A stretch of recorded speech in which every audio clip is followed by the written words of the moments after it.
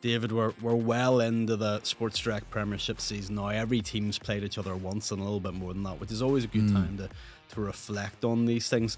A club, a team that has really caught my eye, and they've been through the mill of it, is Larne. Now, very few people at the start of the season were talking about Larne as potential title contenders. It was all Linfield, it was all Coleraine, maybe some people mentioned Glentoran. Larne were the fourth of that group of four, and not many people are talking about them. But they are sneaking up slowly. They're putting pressure on the champions Linfield. They're putting pressure on the big spenders Coleraine. They're putting pressure on Glentoran as well. Is it possible under Gary Haveron that Larne could mount a yet another title bid? Well, let's put the cards on the table, Keith. And we were not part of any group, which I'm going to talk about now. But there were those who were almost dancing on the grave, so to speak, of Larne. They were quite happy to see the difficulties that they found themselves in. You know, they were always looking for bits of juicy gossip, what was happening, what was going on, what way was the club going. You know, instead of actually sitting back and reflecting where Larne had come from to where they had got to under the guidance of Mr. Bruce. His time at Larne had come to an end. New owners have come in. Over this last period, for me, Gary Haveron has been excellent. And I've said it, I've written about it in my column, I've said it when I've been on the radio or TV or whatever else. I think he's done a wonderful, wonderful job. And he's done a tremendous job in making sure there's been no noise about the place. Let's reflect even though this last period, before he got his 3-year deal, which was excellent and showed great confidence. And I see how he was delighted that, you know, it meant so much to the new owners that he was taking the job on. 6 wins in a trot. 6 wins in a trot. I think 6 clean sheets as well. Pretty impressive stuff. No one was doing any talking about it. And then they go to Dungannon, and Rod and Dixie and the boys then rip up the script, and you know, we think, oh, that's the Burble burst. And what did Larne go and do? They went and beat Cliftonville at Solitude last week, which is a really tough venue to go to. So are Larne title contenders? That's probably what you're asking. Yep, absolutely big style. We never wrote them off in here. We always thought they would be part and parcel. But I think when you just look at, you know, the how consistent they have been, and the fact that Gary has been, you know, confirmed as manager, I think they are very much a team to watch. They've also added 1 or 2 to their squad as well. I see that a young lad come in, and you maybe can remember his name, from Crystal Palace. So they're still looking to recruit and to strengthen. But I thought the result against Cliftonville on Saturday past, having been beaten by Dungannon the previous week, was very impressive. And again, Gary is just reminding people that they're around without making any big statements. I think it's a nice story that Gary Haveron's got that Larne job on a permanent basis, because he's really contributed a massive amount to the club over that whole tenure. I mean, you look at what he had to do last year, where, you know, he was interim manager. Nathan Rooney comes in, he becomes manager.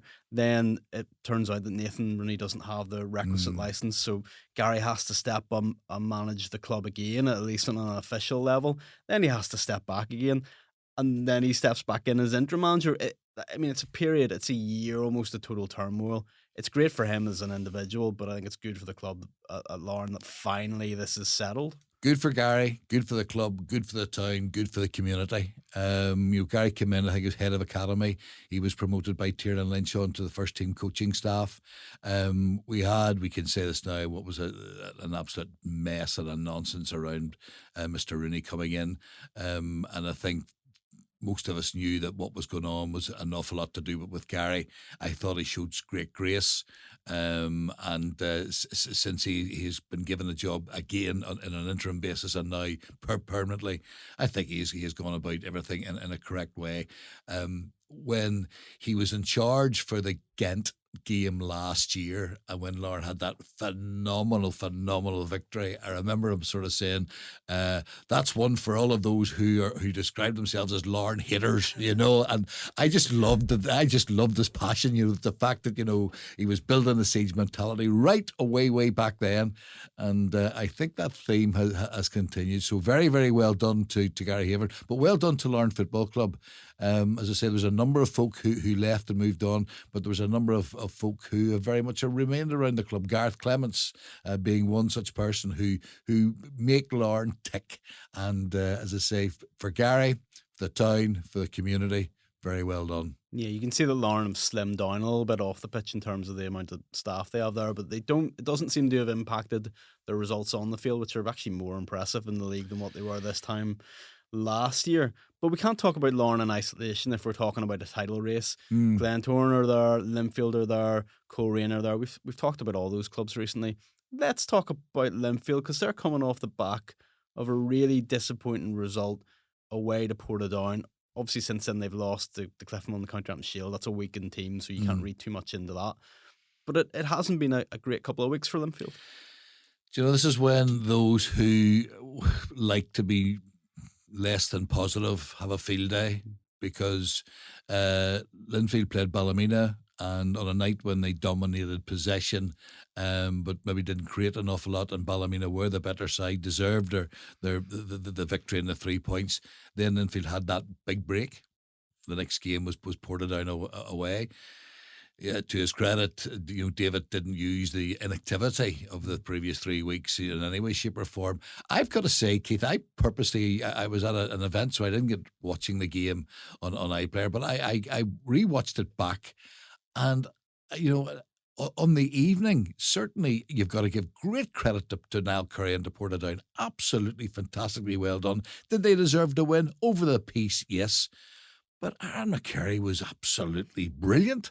Brilliant on the night, and the number of saves that he made. And I'm sort of thinking, yes, there was things that Linfield could have done better, primarily put the ball in the back of the net. But I didn't think it was as bad a performance as people made out. But listen, I was there for 28, 29 years as player, captain, assistant manager, and manager. So I know how the place works. There will be a response. Make no doubt about that. There will be a response. David's in the process of building yet another new team, and that will take time. A number of younger players who have come in and maybe don't fully understand what it is to play for Linfield Football Club. So I will expect a response. I will expect a response from this weekend, but it's not going to be easy. Ballymena United, did fantastically well against Linfield on that evening, and having a couple of frustrating results against Coleraine, and particularly last weekend away to Glentoran, where I understand on the day that a draw would have been a fair outcome. But listen, Keith, this just makes for us for great chatting and talking for us, and I'm loving it. Absolutely loving it, because it's probably going to be the most open Premiership title for some time. I think that's a great thing, isn't it? We talked a little bit last year about Linfield were fantastic, and we don't want to take anything away from their achievement last season. But if you're a neutral, you don't support a team in the league. It wasn't particularly interesting because Linfield won it so comfortably and nobody else really put up a fight. This year feels very, very different. Coleraine and Glentoran, they've both had some disappointing results after really great starts to the season. Where do you see those two clubs at the moment? Well, Coleraine, responded. When you think of the victory that they had, they were beaten down at Bangor, and people were saying, what's going on? They came out and absolutely demolished Dungannon, who had been on a really good run themselves. Glentoran, everyone was maybe waiting for them to wobble, but they didn't. And regardless of Ballymena could have got a draw, Glentoran won the game. End of story. It's about results. It's a results-driven business, Keith. And when I think of some of the predictions that we made at the beginning of the year, and as I say, we're only really one round of games in, I'm thinking, our predictions could change several times. Coleraine are very strong. You can see that, and they're going to get stronger again. And I think Glentoran, if they need to prove anything, they need to prove it to themselves, and that's the players. They need to prove it with they're in their own club. But I think the significant thing for me was the response back against Ballymena and that victory, and how they've kicked on from there. Well, at the start of the season, David, we debated these issues, and you said you thought Linfield were most likely to retain the title. I'm giving you the option to stick or twist after 11, 12 rounds of fixtures, depending on your team. Would you stick, or would you change your prediction? I'm going to stick. I'm going to stick. You're going to have the faith. I'm going to have the belief. Because I felt last year that it was highly impressive. And yes, for the neutral, it maybe wasn't the greatest spectacle in the world, but I have absolute total faith in David Healy, what he's doing. He's been there for 10 years. He is, as I say, rebuilding at this moment in time. And I think it's time to be positive and put the cards on the table and say, no, I believe there will be a response. Linfield will kick on. And at this moment in time, I still believe that they will win the league. And I'll tell you the reason why is because they know how to win the league. With the greatest respect in the world, the other three teams, albeit now there's a bit of a difference because Gary was assistant to Tiernan Lynch, so they have been there, and Larne know how to do that. Coleraine not as much, and Glentoran not as much. So no, I'm going to stick with Linfield.